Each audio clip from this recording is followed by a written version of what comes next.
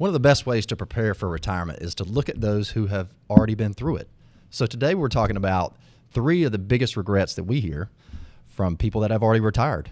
And maybe you can use some of those lessons to help you improve your retirement plan. Hi, I'm Chad Smith here with Allison Berger. And welcome to the Financial Symmetry channel, where we're all about helping you find the balance of living today so that you can have a more fulfilled retirement down the road. When we think about regrets, the thing that first comes to mind for me is the movie We're the Millers. And when the daughter's boyfriend comes in with a tattoo and he has no regrets there, and and the dad says, really, not even a single letter, right? So it's funny that there's so many references to tattoos when it comes to regrets, and that's because we think of them as being permanent, and it's really hard to take off or turn them into something else. But when we're thinking about the financial world, it's a different story. Yes, retirement can be a lot like a tattoo in that you can't always go back and change what you did during your working years. So we've researched what the top retirement regrets are, and 3 out of 4 retirees regret that they did not save more or more consistently during their working year. And we want to give you the tools to go into retirement with no regrets. So if we're getting more detailed and granular on this idea, one of the biggest ones we hear is often people will come in, we're meeting with them, and they'll say, I wish I would have had a detailed plan earlier in life. Yeah, so only 1 in 4 retirees goes into retirement with a detailed financial plan.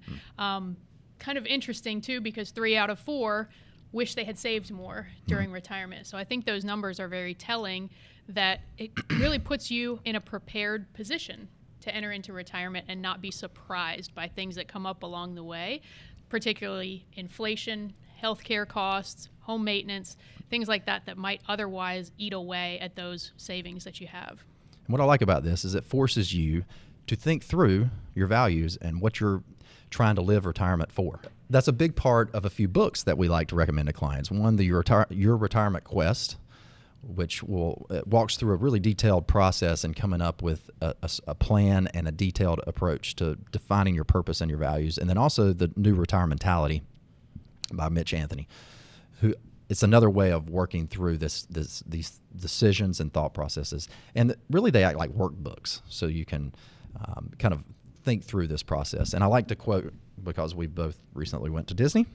We had a wonderful Disney experience. Roy Disney had a nice quote around this idea, and it's not hard to make decisions when you know what your values are. I think that's a great way to sum up this idea of having a detailed plan, taking time to put it down on paper and understand the decisions that you're walking through. So that second regret that we walk through, it goes into even more detail within that context of the detailed plan, and it's, I wish I would have had more tax-free savings, right? No one loves paying taxes, so it's great if you could look back and find ways to do more of that. Yeah, and especially in retirement, if you're on a fixed income, taxes eat away at more of those savings that you may have. So what we see a lot is that people come in and they have a large account balance in their 401k, and that's it. They haven't saved in any other accounts, and I think that's an easy thing to do because it comes right out of your salary, automatically deferred, which is great, helps you build up those savings, but it doesn't give you a lot of flexibility. So in terms of retirement, a lot of times there's surprises, and you might not be able to work as long as you had planned. So early retirement, tax-free savings make a huge difference, give you a lot more flexibility. So the ways we want to look at that are Roth IRA contributions if you're eligible, backdoor Roth IRA contributions if you have high income, after-tax 401k, and potentially even your HSA can be a great retirement savings vehicle. And if you want to learn more about those, we have a longer podcast episode that we did and related to this, and it's linked in the description below where you can learn how to implement those. So the third one is one that you gain wisdom as you invest through the years, right? If you have a long investing lifetime and you're now retired, you have that peace of mind to look back and say, I wish I wouldn't have worried so much about market drops. Investing in the stock market is going to increase your rate of return and your standard of living in retirement. So it's important to have a healthy allocation to the stock market during your working years in particular, and then even into retirement so that you keep up with inflation over time and maintain purchasing power.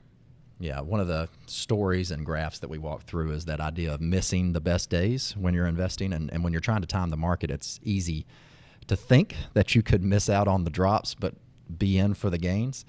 But if you are, it's hard because the big gains generally occur right next to the big losses.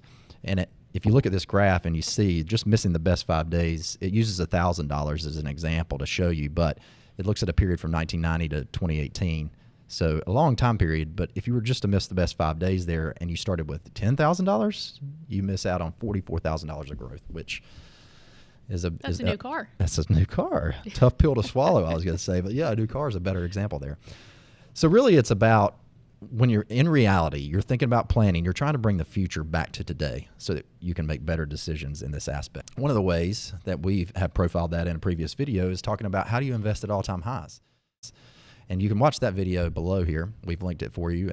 And we walk through in detail the decision-making that you should use and the historical examples that can help you do that. And then, of course, if you like these videos and want to watch more, you can check out the subscribe button next to Allison there. And we look forward to joining you next time.